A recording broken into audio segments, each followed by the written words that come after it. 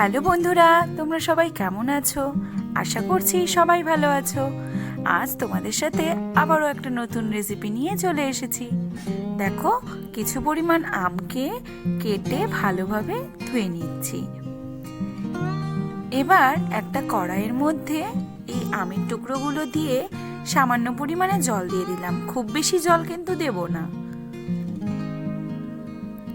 এবারে গ্যাসে আমগুলোকে সিদ্ধ করতে বসিয়ে দিলাম, আর এতে দিয়ে দিলাম স্বাদমতো লবণ।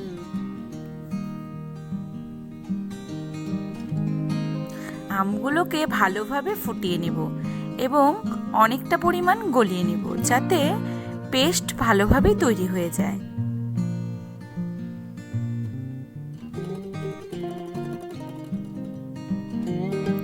আর এইভাবে ফুটতে ফুটতে পাশে তাওয়াতে একটি মশলা বানিয়ে নেব। কিছুটা পরিমাণ শুকনো লঙ্কা শুকনো কাঠখোলায় ভেজে নিলাম।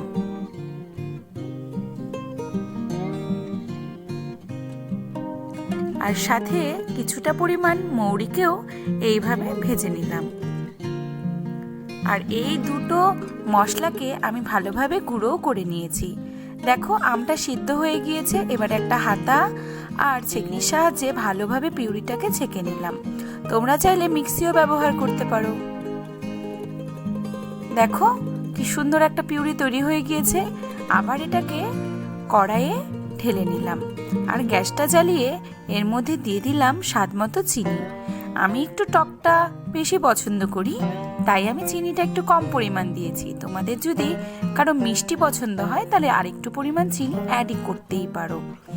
আবার এর মধ্যে যে মশলাগুলো গুঁড়ো করে রেখেছিলাম সেই মশলাটা ভালোভাবে দিয়ে দিলাম। আর দেখো, এই যে পিউরিটা ছিল তা ফুটতে শুরু করে দিয়েছে এবং কিছুটা ঘনও হয়ে এসছে।